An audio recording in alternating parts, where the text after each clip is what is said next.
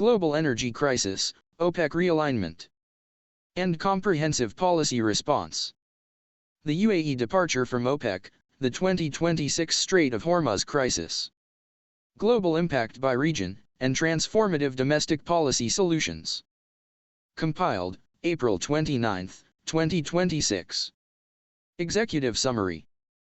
The global energy market is experiencing its most severe supply disruption since the 1970s oil embargo. The U.S. Israeli military campaign against Iran, launched on February 28, 2026, triggered the closure of the Strait of Hormuz, the artery through which 20% of the world's oil and significant volumes of LNG flow, sending Brent crude from roughly $72/barrel to peaks above $119/barrel in under 2 months. On April 28, 2026, the United Arab Emirates announced its departure from OPEC, effective May 1, stripping the cartel of its second-largest producer and greatest spare capacity holder outside Saudi Arabia. These events intersect with pre-existing structural trends: rising living costs, housing shortages, a stalling return-to-office movement, and a climate imperative that demands accelerated energy transition. This report synthesizes the latest developments to assess: 1. The leadership and structural condition of OPEC, 2. The geopolitical implications of the UAE's departure, 3. Regional impacts across Europe, Asia, Oceania, Africa, and the Americas, 4. The role of U.S. corporations, Petrobras, and the Venezuela reconstruction effort, and 5. Comprehensive domestic and global policy responses including remote work mandates, EV fleet transitions, eVTOL urban air mobility, cooperative housing models, and carpool/subscription economy solutions to reduce oil dependency, lower household costs, and address the climate emergency. Part I, OPEC leadership, structure, and the UAE departure. 1.1 The Secretary-General of OPEC. As of April 2026, OPEC is led by Secretary-General H.E. Haytham Al-Ghais, a Kuwaiti oil official who assumed the role in August 2022.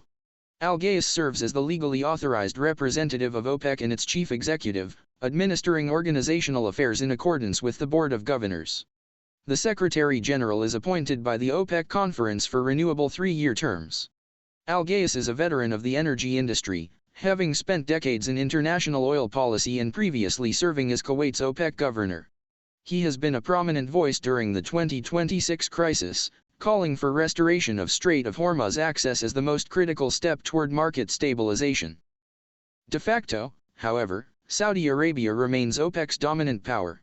As the world's largest and most profitable oil exporter and the holder of the largest spare production capacity within the group, Riyadh functions as the cartel's swing producer, making the Saudi Energy Minister, Prince Abdulaziz bin Salman, perhaps the most consequential voice in OPEC day-to-day policy. 1.2 The UAE's decision to leave OPEC. On April 28, 2026, one day before this report's compilation, the United Arab Emirates announced it would formally exit OPEC and OPEC Plus effective May 1, 2026, ending nearly 6 decades of membership that began through the Emirate of Abu Dhabi in 1967.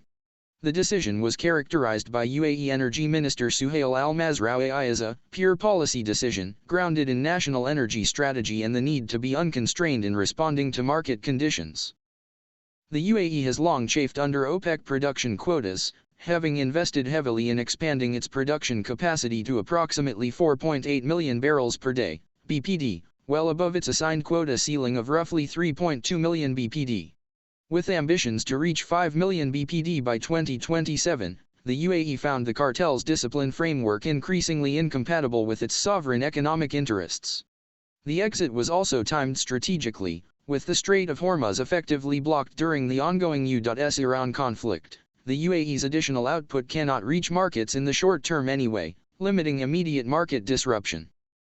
Analysts note that geopolitical tensions between the UAE and Saudi Arabia, including disputes over the Red Sea coalition against Houthi rebels, competition for Gulf economic primacy, and friction over Saudi broadcasting infrastructure withdrawing from Dubai contributed to the fracture.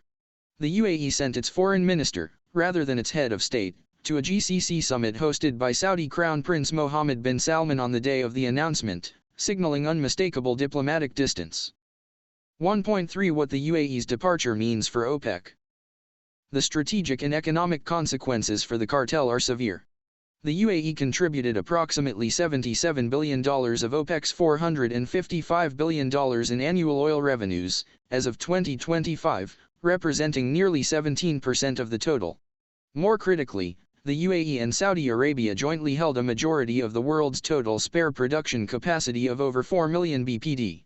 Analysts at Rystad Energy described OPEC as now structurally weaker, with less spare capacity concentrated within the group, making it increasingly difficult to calibrate supply or act as a price stabilizer. There is concern that the UAE's exit could trigger a cascade. Kazakhstan, an OPEC Plus member with significant spare capacity and a history of exceeding its own quotas, has been cited by energy analysts as a potential next departure. Qatar withdrew in 2019, and Angola in 2023. Venezuela, a founding member, is currently under U.S. supervised oil reconstruction. The broader signal is that the architecture of coordinated global oil supply management, built up since 1960, is in structural retreat. Some analysts argue the weakening of OPEC is ultimately consumer positive in a post-peak demand environment. As the UAE operates as a free competitor, its unconstrained output could exert downward pressure on prices once the Hormuz crisis resolves, potentially benefiting Asia, Europe, and the Global South, which have been hardest hit by the current shock. Part 2. The 2026 Strait of Hormuz Crisis and Global Oil Market Shock. 2.1 The nature and scale of the disruption. The 2026 Strait of Hormuz crisis is the largest supply disruption in the recorded history of global oil markets.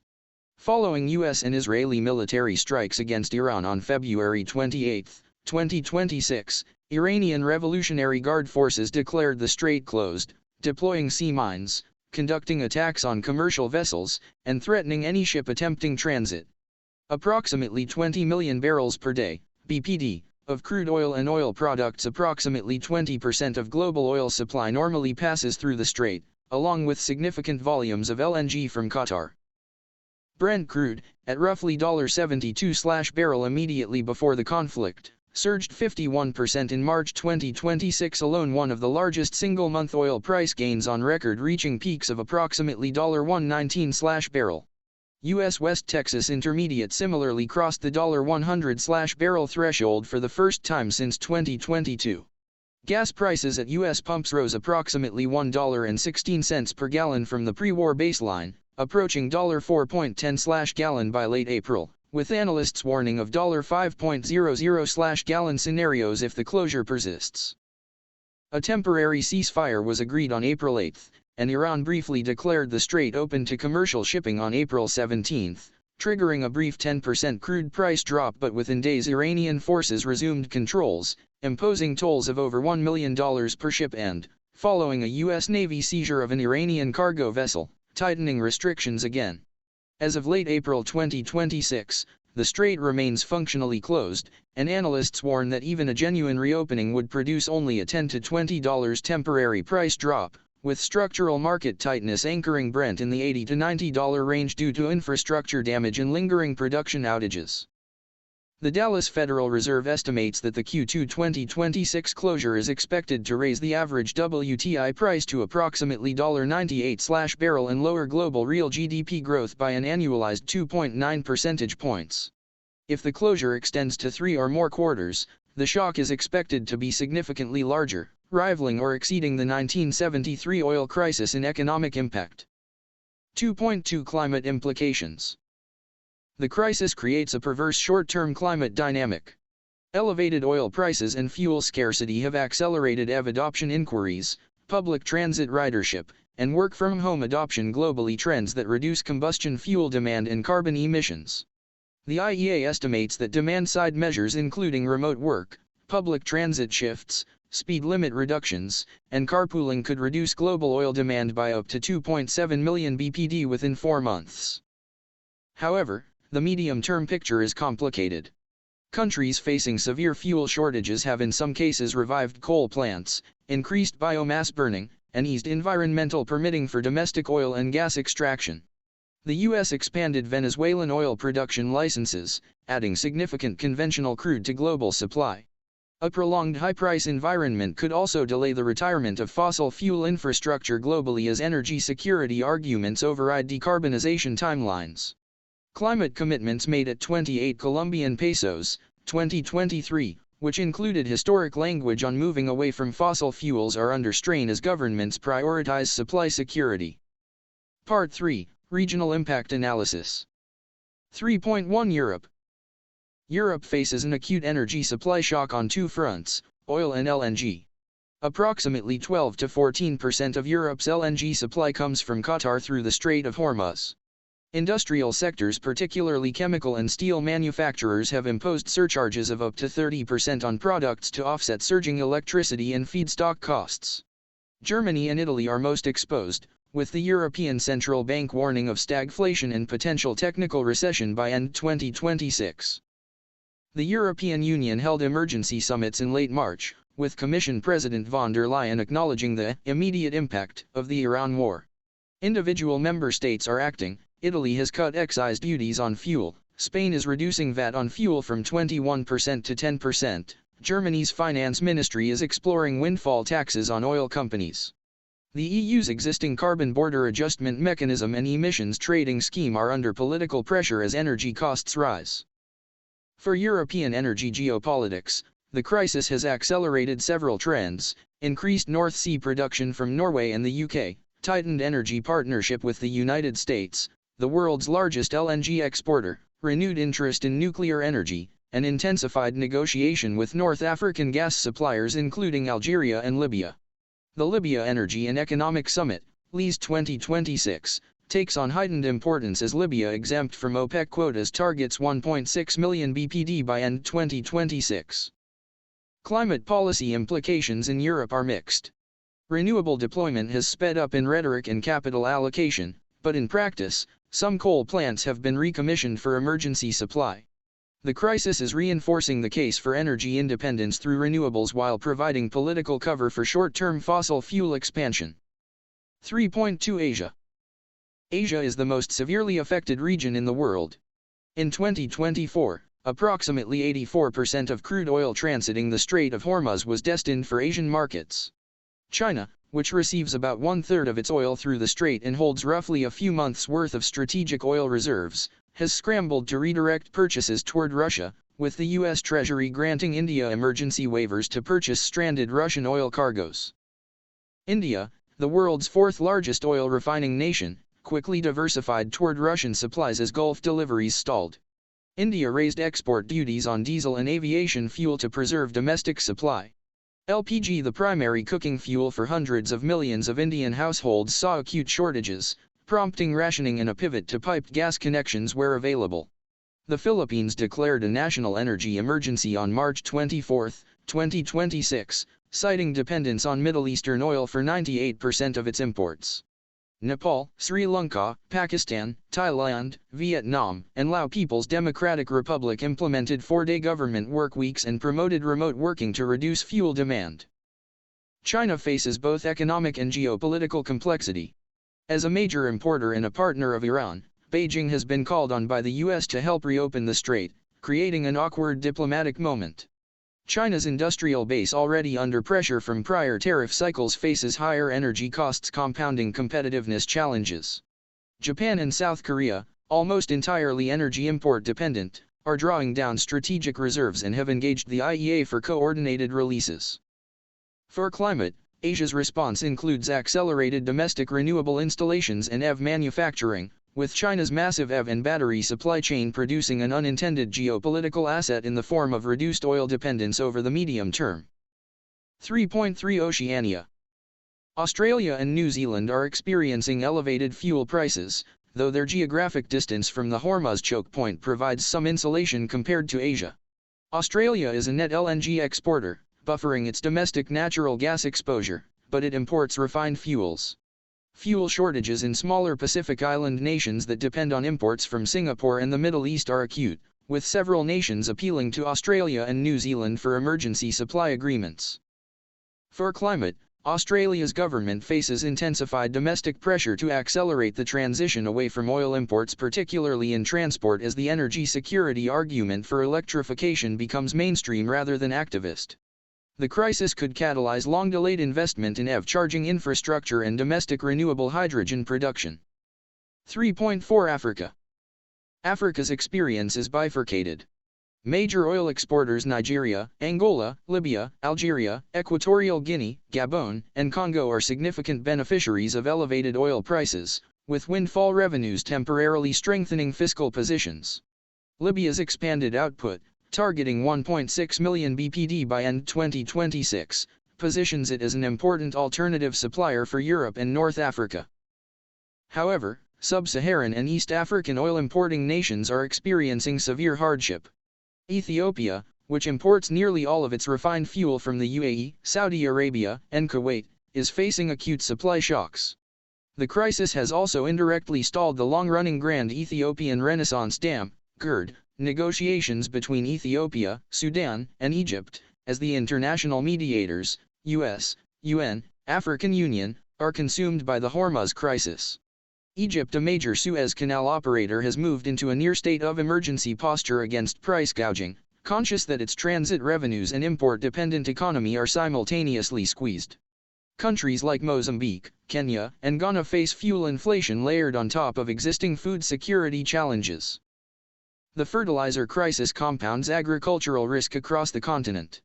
With 30 to 35% of global urea exports normally transiting the Strait of Hormuz, global fertilizer prices are projected to average 15 to 20% higher in H1 2026, threatening planting seasons and food production from West Africa through the Horn. 3.5 North America.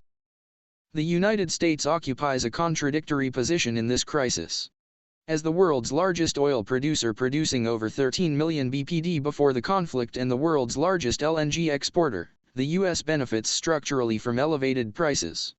American oil revenues have increased substantially, strengthening the fiscal positions of Texas, North Dakota, and other energy-producing states. Major U.S. oil companies, see Part 4, have seen share prices rise significantly. For consumers, however, the picture is painful.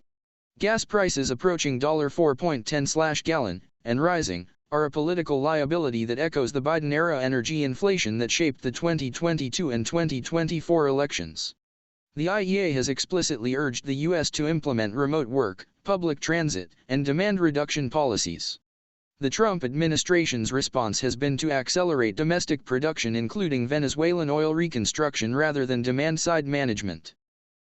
Canada has seen gas prices rise approximately 30% since the war began, compounding existing cost of living pressures in major urban centers. Jet fuel spikes of 95% have caused airlines to raise fees and surcharges. Amazon, FedEx, and USPS have implemented fuel surcharges, raising the cost of goods delivery across the North American e-commerce ecosystem. Mexico, as a mid-tier oil producer through Pemex, is generating elevated revenues but struggling with refinery capacity to convert crude into fuel products for domestic consumption. The Honduran, Guatemalan, and other Central American economies are experiencing severe import cost inflation with limited fiscal buffers. 3.6 South America. South America's landscape is reshaped by two major developments: 1. The U.S. intervention in Venezuela and the resulting reopening of Venezuelan oil production to American companies, and 2. Elevated oil prices benefiting major producers like Brazil.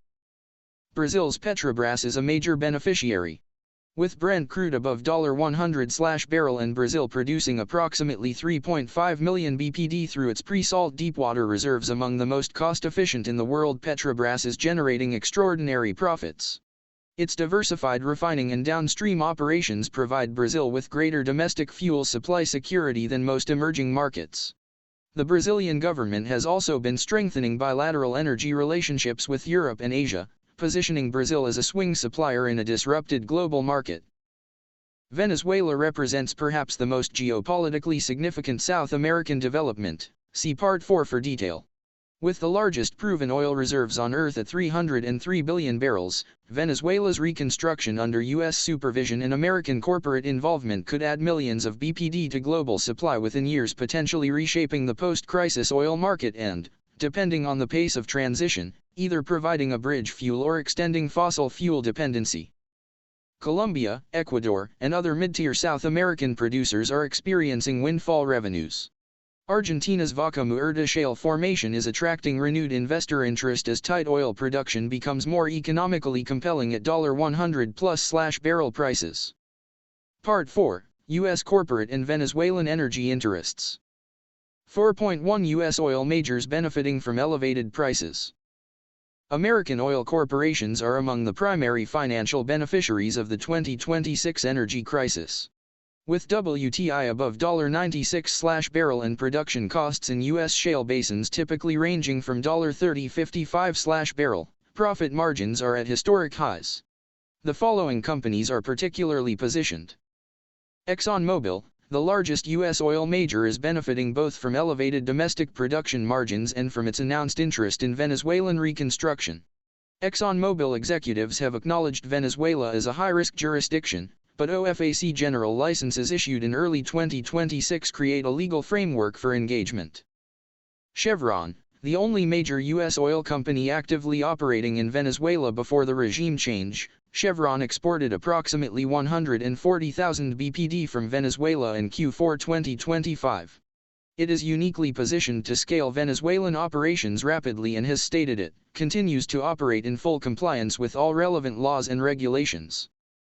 ConocoPhillips has emphasized caution regarding Venezuela's investment environment despite political changes, but remains a potential major participant in upstream reconstruction.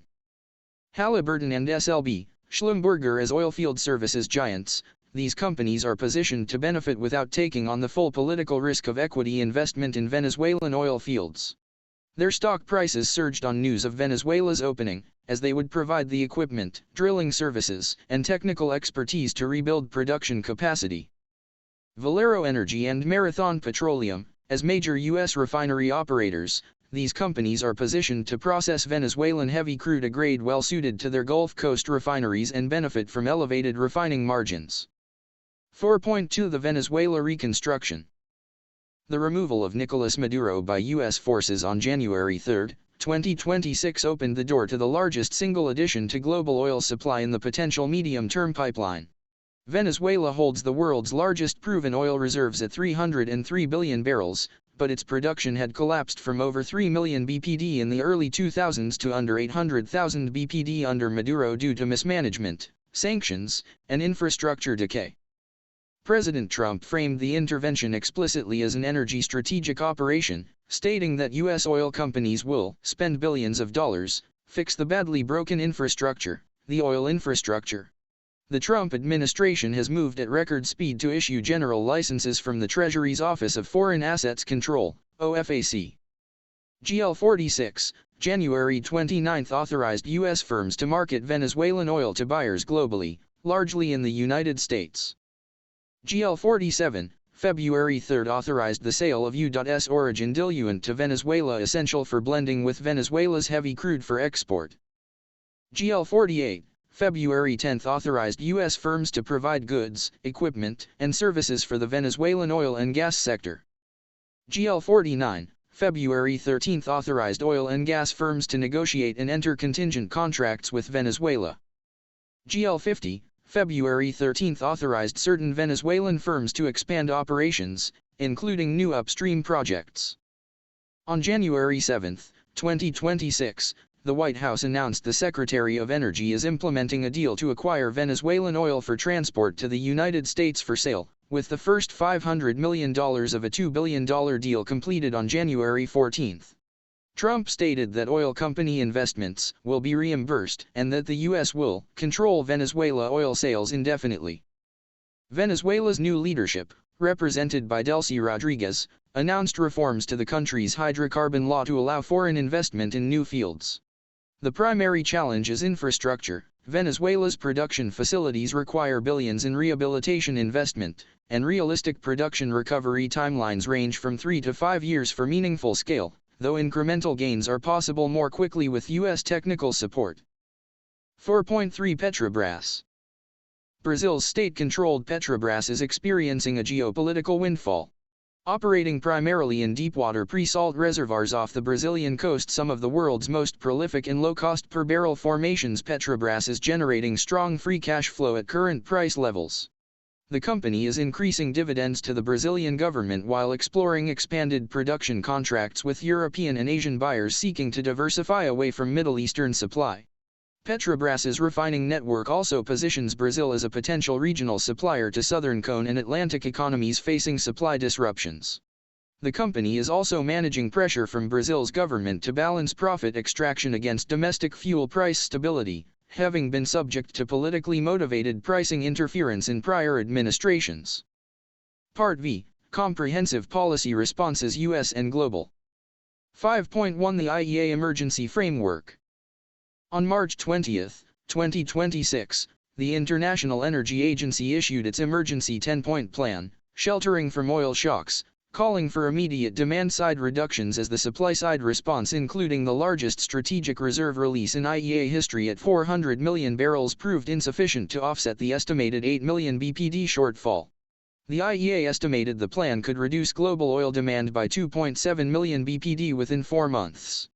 Key measures include work from home where possible, estimated reduction of up to 6% of commuter fuel consumption. Reduce highway speed limits by at least 10 km per hour. Encourage a shift from private cars to public transport. Alternate private vehicle access in large cities. Increase car sharing and adopt efficient driving practices. Reduce business air travel by up to 40%. Shift LPG use away from transport toward essential cooking applications. Government sector days off and reduced public building operations.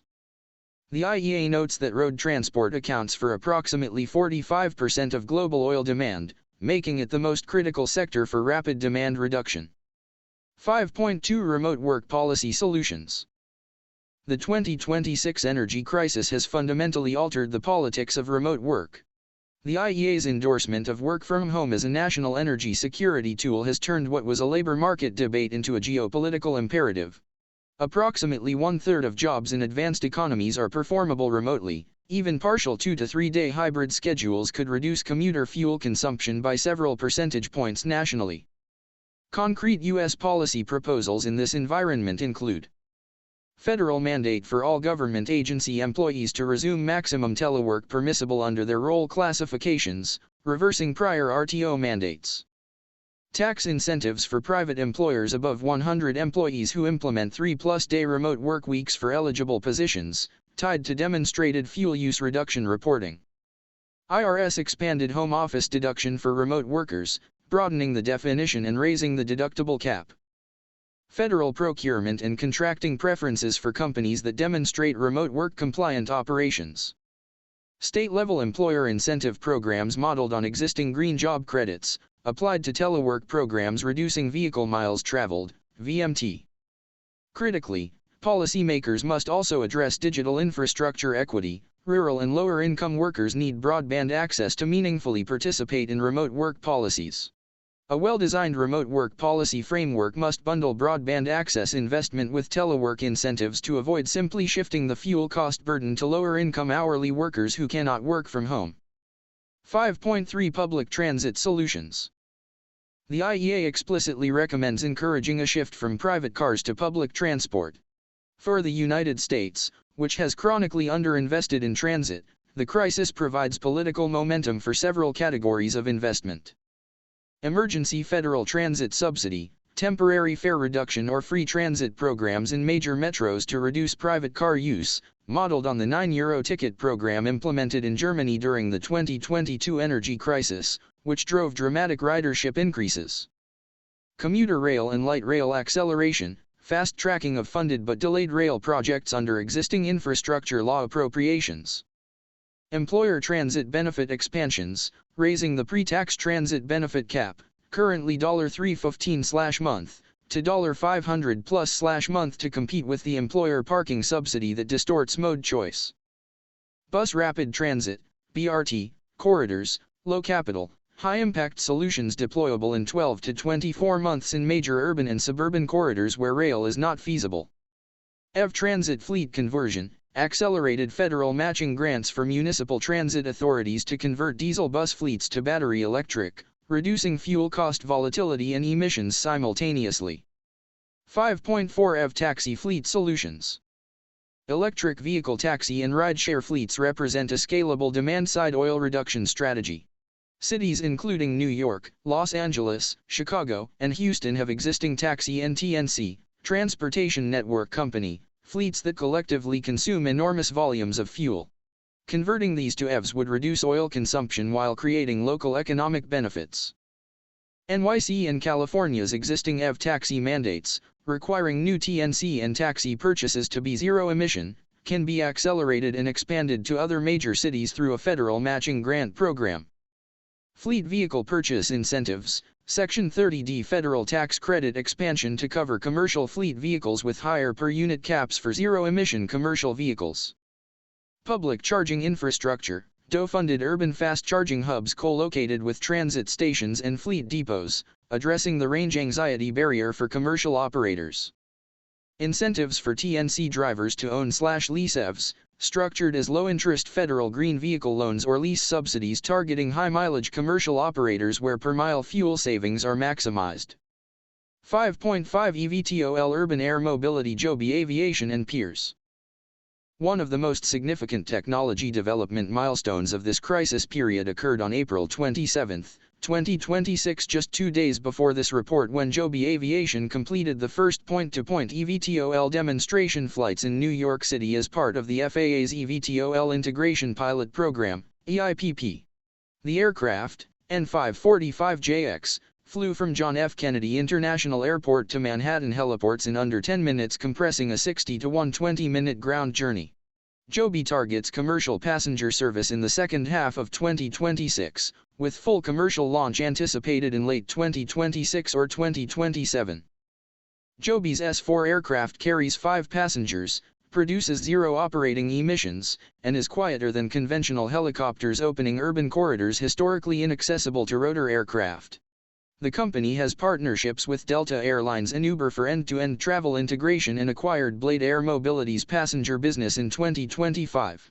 It has been selected for 5 EIPP pilot projects spanning New York/New Jersey, Texas, Florida, North Carolina, and Utah.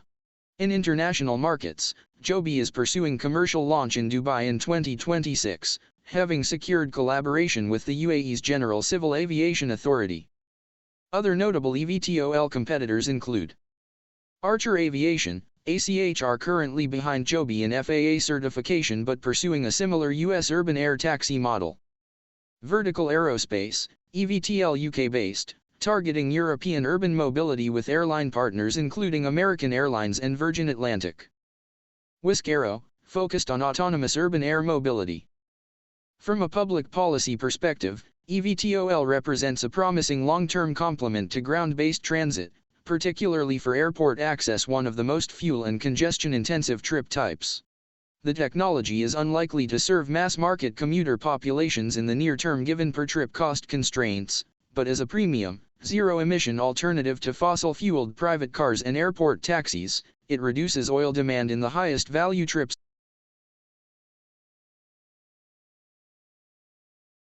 Segments. A federal policy framework supporting eVTOL through the EIPP, coordinated FAA certification acceleration, vertiport infrastructure co-investment, and city-level integration planning would accelerate deployment of this technology as a meaningful transit supplement by 2028 to 2030. 5.6 Cost of living and cooperative housing solutions. The energy crisis compounds an already severe housing cost crisis. U.S. rents have risen dramatically in major cities over the prior 5 years. The oil shock is adding fuel cost inflation on top of already strained household budgets. A structural policy response can draw on both international models and historical American practice. 5.6.1 Multi-generational and cooperative household formation. Throughout American history and as standard practice in much of East Asia, South Asia, Latin America, and Southern Europe, multi-generational and extended family households have served as natural cost-pooling mechanisms. The concept is simple. Shared housing means shared rent, shared utilities, shared childcare, shared transportation, and shared subscription services. A household of 2 working adults with aging parents, for example, can pool 4 incomes against 1 rent/mortgage, 1 utility bill, and 1 car while sharing childcare costs across generations. Policy responses that facilitate multi-generational household formation include ADU, accessory dwelling unit, legalization and incentive programs, federal grants and state zoning reforms enabling homeowners to add in-law suites, garage apartments, or basement units, creating affordable adjacent living for family members without requiring full independent housing cost. Expanded definition of household for FHA and conventional mortgage qualification, allowing family members' combined income to qualify for larger mortgages for multi-generational homes. Zoning reforms for co-living developments, state and local zoning changes permitting purpose-built co-living housing studio/micro apartment buildings with shared kitchens, living spaces, and amenities at higher densities than traditional apartment buildings. Cities like Tokyo, Singapore, and Copenhagen have used this model to dramatically increase housing supply without proportional infrastructure cost. Tax incentives for landlords who offer long-term leases with co-occupancy permissions, encouraging lease terms that explicitly permit extended family members to share units. Co-housing community development grants, federal and state funding for intentional co-housing communities where residents share certain facilities, laundry, workshop, community kitchen, while maintaining private units, reducing per household infrastructure and utility costs.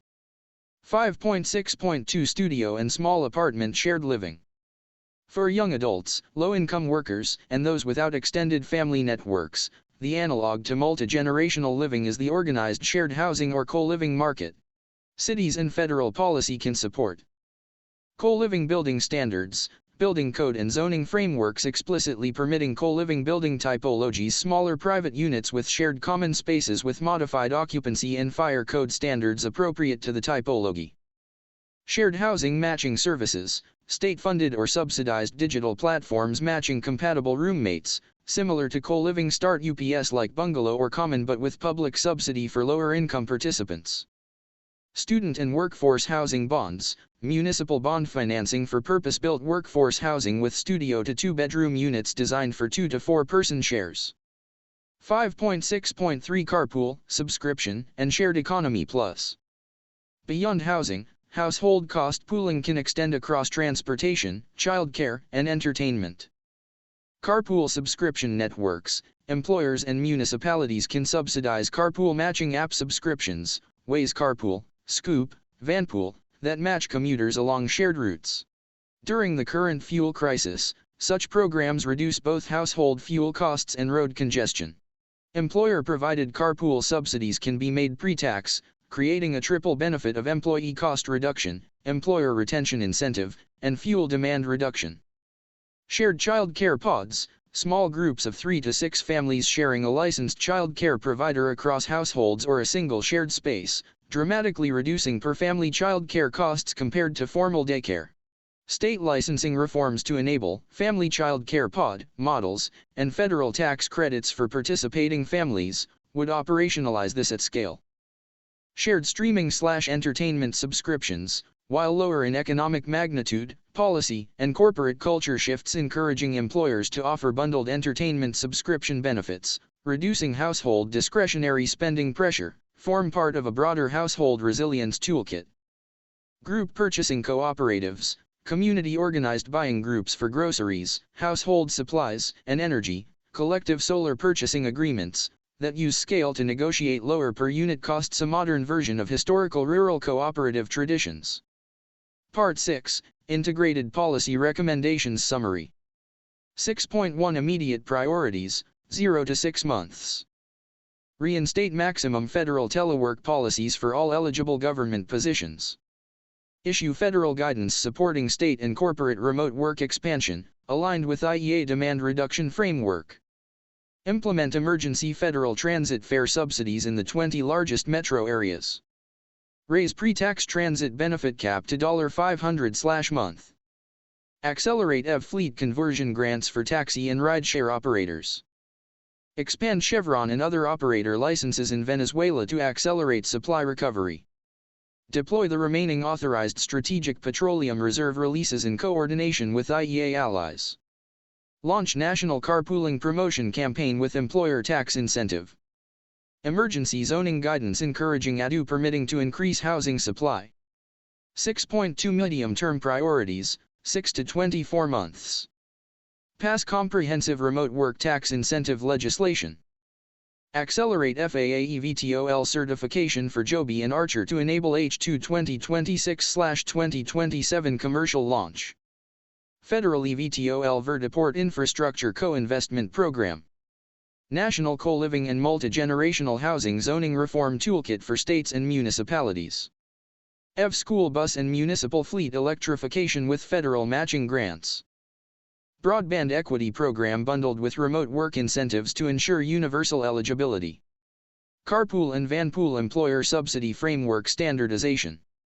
Family Child Care Pod Licensing Reform and Tax Credit Program. 6.3 Long-Term Structural Priorities, 2 to 10 years. Diversification of U.S. oil supply through Venezuelan reconstruction, North American tight oil expansion, and strategic partnerships with Brazil and other Western Hemisphere producers. Sustained investment in transit infrastructure reducing structural U.S. auto dependency. Building code and zoning reform nationwide enabling co-living and mixed-use walkable development that reduces both housing costs and transportation fuel dependence. Clean energy manufacturing investment to ensure domestic EV, battery, and solar supply chains. eVTOL network expansion to 20-plus cities by 2030, with fair support programs to extend access beyond premium markets. OPEC diplomatic engagement, bilateral energy cooperation agreements with post-OPEC UAE and evolving Gulf dynamics to ensure U.S. access to cost-effective global supply in transition period. Climate framework integration, ensure all short-term emergency measures include sunset provisions and green reinvestment requirements, so crisis response accelerates rather than delays the long-term energy transition. Conclusion.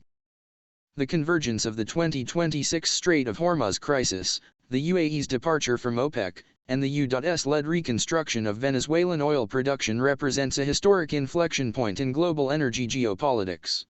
The cartel architecture that has governed oil markets for 6 decades is fracturing under the weight of national interest divergence, geopolitical conflict, and the approaching transition to post-peak demand.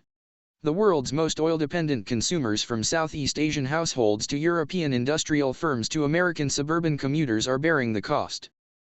The crisis, while severe, is also a clarifying moment.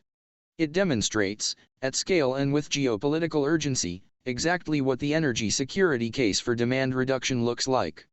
Work from home, public transit, EV fleets, eVTOL urban air mobility, multi-generational housing, cooperative childcare, and shared transportation are not aspirational lifestyle choices, they are now national security tools endorsed by the IEA, adopted by the Philippines, promoted by the EU, and increasingly demanded by households facing $4+ gasoline prices and $3,000+ monthly housing costs. The United States has a rare opportunity to implement policy responses that simultaneously address the energy crisis, the housing crisis, the climate imperative, and the cost of living emergency that has driven political polarization. The tools exist: remote work infrastructure, eVTOL certification pathways, zoning reform frameworks, transit investment vehicles, cooperative housing models, and carpool networks. The political window, opened by crisis, may not remain open long. The policy architecture assembled in this report represents a coherent, evidence-based, and technologically grounded response to the most consequential energy shock in modern history. End of report. Compiled April 29, 2026. Sources: OPEC, IEA, Al Jazeera, CNBC, CNN, AP, Reuters, Wikipedia, Dallas Federal Reserve, U.S. State Department, U.S. Congress CRS, Gulf News, Bloomberg, Atlantic Council, FTI Consulting.